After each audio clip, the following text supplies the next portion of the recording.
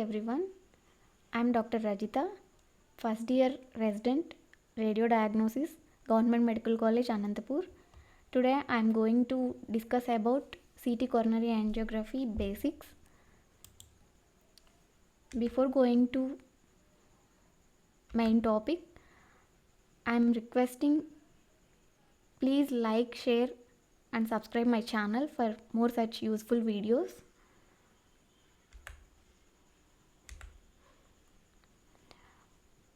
Coming on to CT coronary angiography. Coronary artery disease is the #1 leading cause of morbidity and mortality worldwide. CT coronary angiography is a non-invasive technique to detect the coronary artery disease by injecting the contrast medium into the vessels.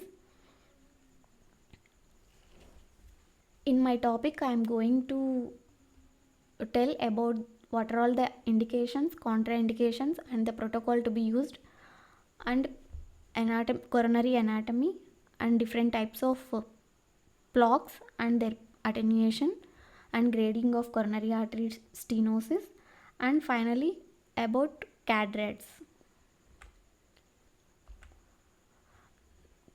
Move on to indications. CT coronary angiography has many indications, but I have mentioned very important ones here, and it is indicated in conditions like where we have to know the anatomy of the coronary arteries, and for evaluation of the patients with stable chest pain, and to know the patency of the coronary artery bypass graft or implanted coronary stents. And it is also an alternative procedure if invasive coronary angiography is not possible or it carries high risk. And it is also contraindicated in patients with acute ST elevated MI, because in such patients it delays the treatment, and patients who are unable to hold breath. CT coronary angiography is a challenging procedure in patients with acute respiratory distress, because for this procedure patient has to hold their breath for at least 10 to 12 seconds, and in patients who are allergic to iodinated contrast medium, and in patients with irregular heart rhythms like atrial fibrillation and heart blocks, in renal failure and pregnancy, patients with high coronary calcium scores such as more than 1500, in such patients the dense plaques which limits the evaluation of the stenosis. So we will advise invasive coronary angiography in such patients. For CT coronary angiography, the protocol used is, we have to prepare the patient, take the informed consent from the patient, and patient should be well hydrated and fasting for 4 hours, and patients are instructed to hold the metformin for 24 to 48 hours to avoid metformin related lactic acidosis, and serum creatinine of the patient should be checked before the procedure. It should be less than 1.6 milligram per deciliter, and patients are also advised to take cardiac medications as usual. Patient's blood pressure, heart rate, saturation should be checked before the procedure.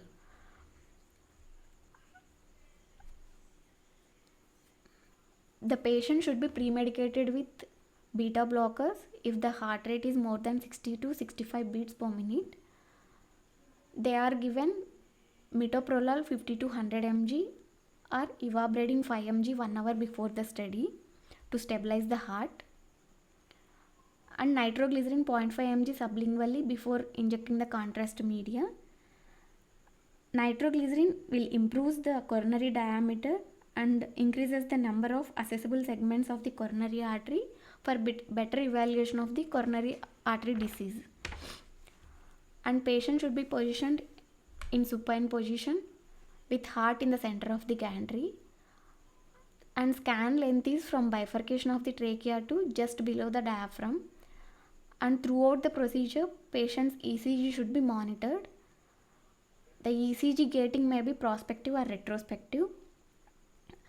In prospective ECG gating, the image acquisition is done at predetermined part of the RR interval, and it is always sequential procedure, and it causes low patient dose. For prospective ECG gating, patient weight should be less than 100 kilograms, and patient should have stable sinus rhythm with heart rate less than 60 to 65 beats per minute. For retrospective ECG gating, image acquisition is done continuously throughout the RR interval, and the data from selected points within the RR interval is taken for the reconstruction of the images. In our institute, the retrospective ECG gating is doing. For contrast media, the patient should be secured with 18 gauge IV cannula in anticubital vein. The contrast medium is non-iodinated contrast media at 1.2 ml per kg body weight at the flow rate of 4 to 5 ml per second at the pressure of 325 psi. And after the injection of the contrast media, the CT scanners will acquire the data in a single breath hold. The post-processing coronary arteries are reconstructed in axial images, multiplanar reformation images, and maximum intensity projection and volume rendering techniques. Move on to coronary artery anatomy. Coronary artery is a vasa vasorum that supplies the myocardium, and the coronary artery arises just superior to the aortic valve and which supplies the heart. We can see this image showing aortic valve with its cusps. This is the right coronary cusp, this is the left coronary cusp, this is the posterior non-coronary cusp.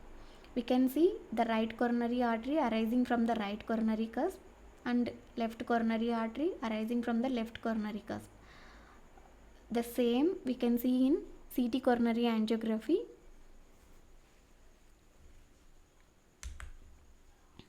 The right coronary artery arises from the right coronary sinus of Valsalva. This is the anterior projection of the heart, and this is the right anterior oblique projection showing right coronary artery and its branches. Right coronary artery arises from the right coronary sinus of Valsalva. It traverses between the right atrium and the right ventricle through the right atrioventricular groove, and it gives a branch with an acute angle is called acute marginal branch, which supplies the free margin of the right ventricle. Right coronary artery further traverses through the right atrioventricular groove and it reaches the base of the heart, and which ramifying into two large terminal branches. One is called as posterior descending artery, which further traverses in the posterior aspect in biventricular groove, and one more branch is posterolateral branch, which supplies the inferior aspect of the heart.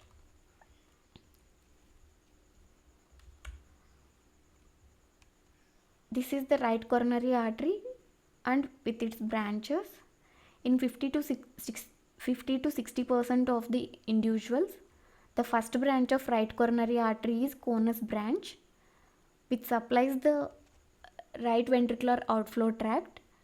In 30% of the individual, conus branch arises directly from the aorta. Sinus nodal branch is the second branch of right coronary artery in 60% of the individuals. In 30% of the individual, sinus nodal branch will arise from the circumflex branch, which supplies the SCA node. Then it gives a large branch with an acute angle called as acute marginal branch, which supplies the free margin of the right ventricle.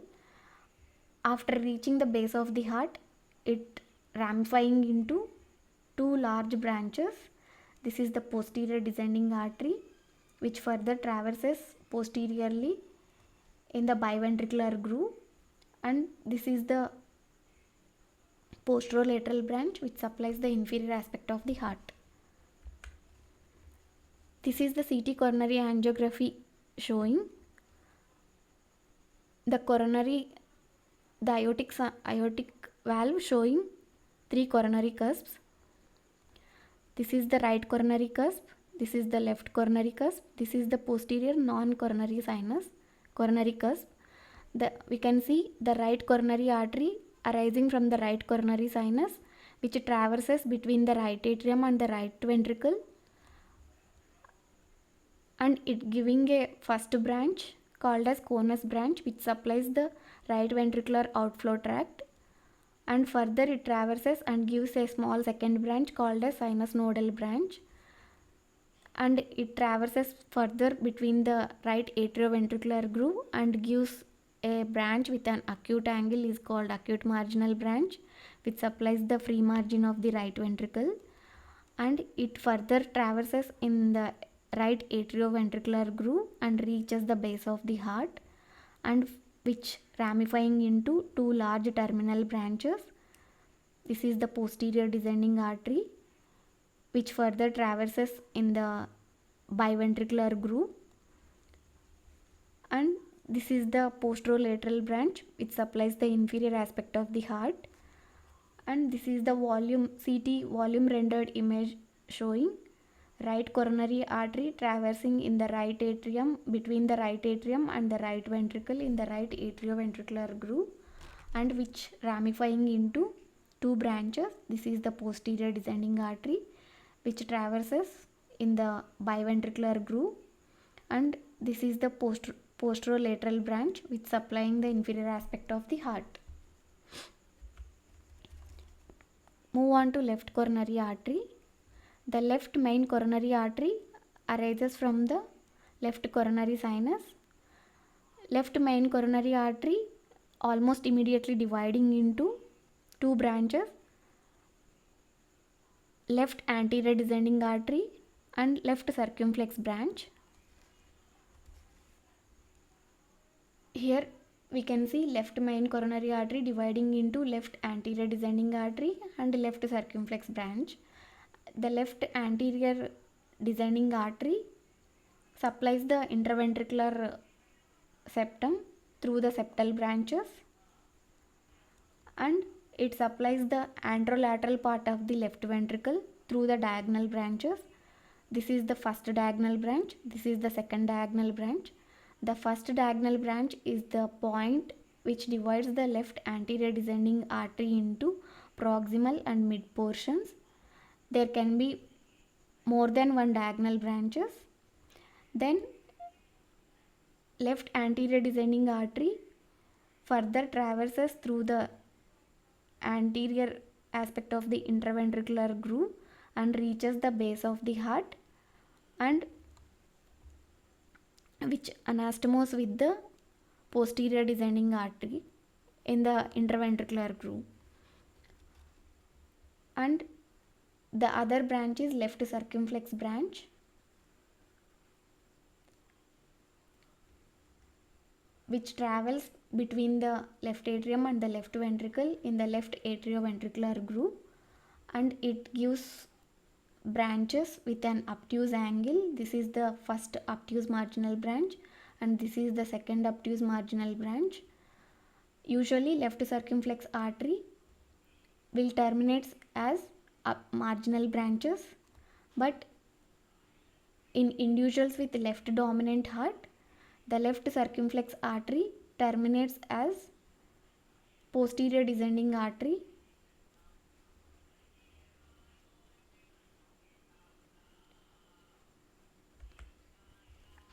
This is the CT coronary angiography showing left coronary artery arising from the left coronary sinus, and the left main coronary artery immediately dividing into 2 branches. This is the left anterior descending artery, this is the left circumflex artery, and in 20 to 30% of the population, the left main coronary artery ramifying into three branches. This is the left anterior descending artery, this is the left circumflex branch, and this is the ramus intermedius branch. This is the CT coronary angiography volume rendered image of the heart, showing left main coronary artery further dividing into left anterior descending artery, which traverses between the right ventricle and the left ventricle in the anterior aspect of the interventricular groove.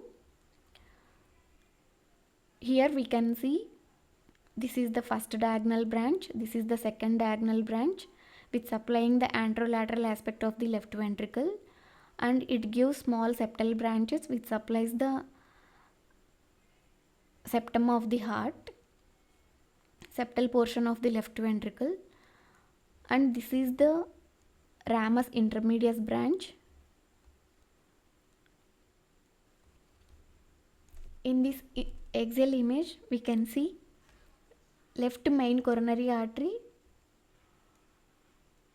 giving a branch is called left anterior descending artery. This is first diagonal branch.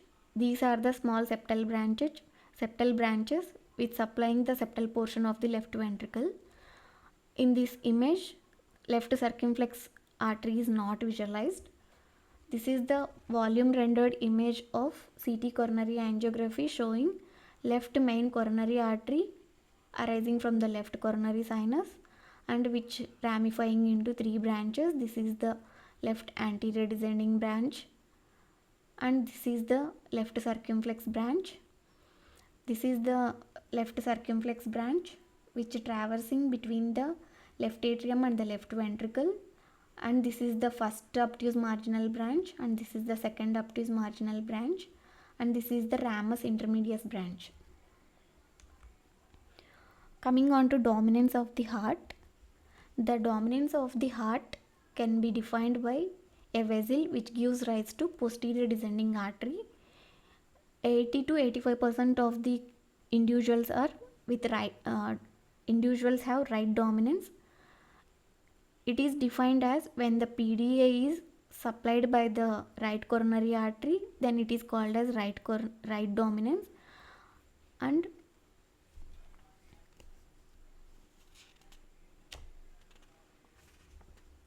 when PDA is supplied by the left circumflex branch, then it is called as left dominance.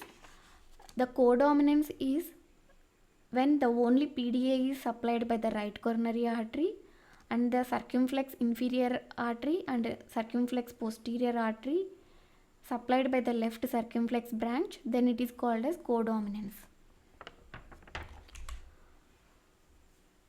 Move on to types of blocks. In CT coronary angiography, we will see three types of blocks. These are non-calcified blocks, and mixed coronary blocks are partially calcified blocks, and calcified blocks. We can see this is the block with no calcification, this is the block with partial calcification, this is completely calcified block, and the intra-block calcification destabilizes the block and causes block rupture. Blocks may be of two types, stable blocks and unstable blocks. Stable blocks have large calcifications with smaller lipid pools with fibrotic tissue, and high risk blocks or unstable blocks have spotty calcifications with central necrotic core with proliferation of the vasa vasorum and the large necrotic core covered by thin cap fibroathiroma. The features of vulnerable blocks are low attenuation blocks and positive remodeling, spotty calcifications, and napkin ring sign. Low attenuation blocks are the block with less than 30 Hounsfield units on CT coronary angiography is called as low attenuation block. The positive remodeling is when the block causing compensatory when the plaque is causing the compensatory outward enlargement of the vessel wall at the site of the atherosclerotic lesion without significant luminal stenosis, then it is called as positive remodeling. This is the soft plaque causing outward enlargement of the vessel wall without causing significant luminal stenosis. The positive remodeling is more frequently seen in patients with acute coronary syndromes when compared to stable angina. Spotty calcifications are when the plaque with calcifications less than 3 mm is called as spotty calcifications.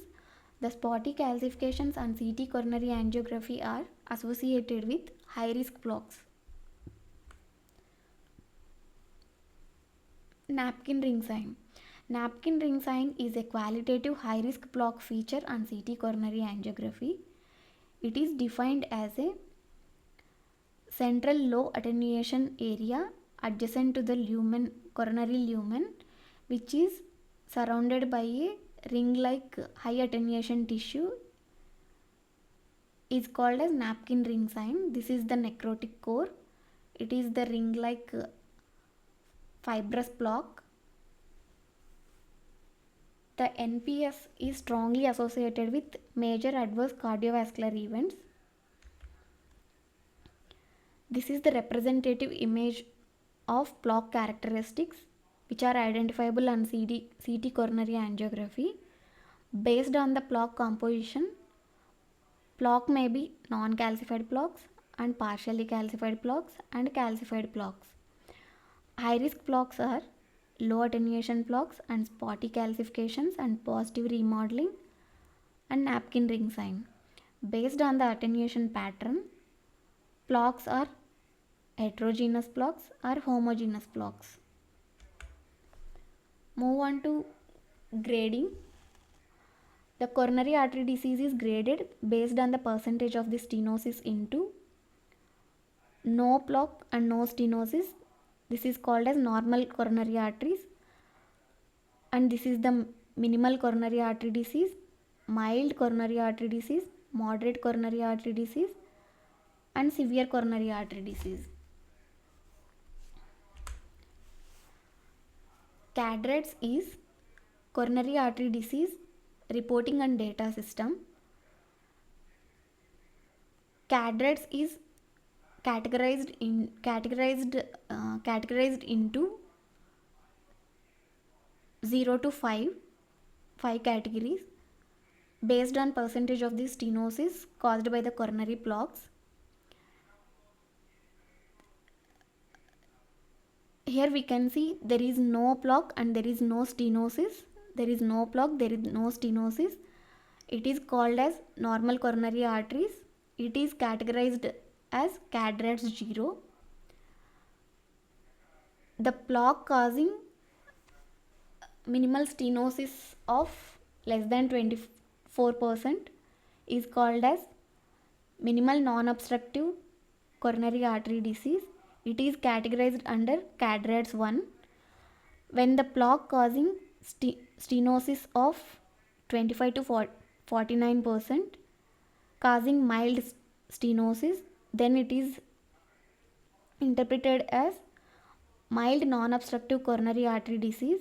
It is categorized as CADRATS 2. When the soft plaque causing stenosis of 50 to 70%, then it is interpreted as moderate stenosis, and it is categorized under CADRATS 3. The CADRATS 4 is further divided into CADRATS A, CADRATS 4A, CADRATS 4B. The CADRATS 4A is when the plaque causing 70 to 99% of the stenosis in 1 or 2 vessels. And CADRATS 4B is plaque causing more than 50% of the stenosis in the left main or 70% of the stenosis in 3 vessels. Then it is called as CADRATS 4B. This is interpreted as severe coronary artery disease, and CADRAT 5 is there is total occlusion of the coronary artery by the plaque, then it is called as total occlusion. It is categorized under CADRAD 5.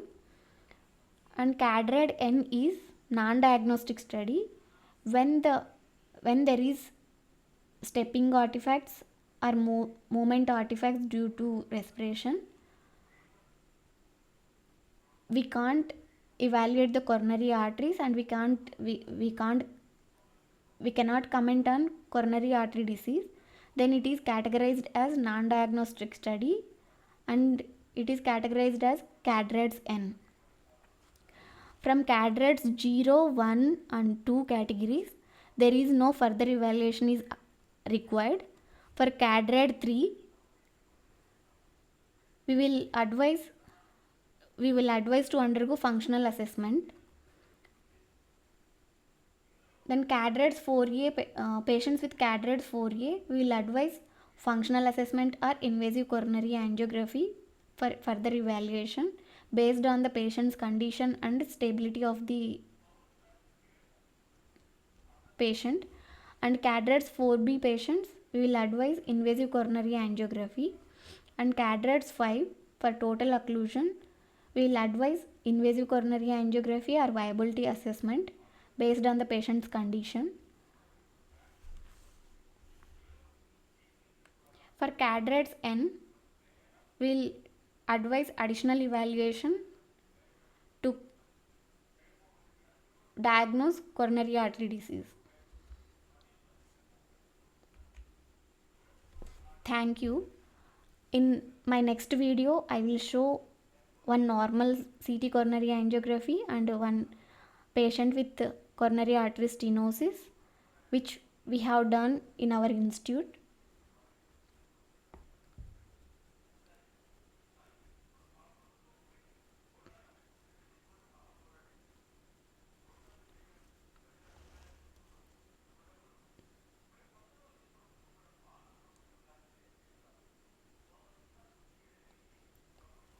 Thank you.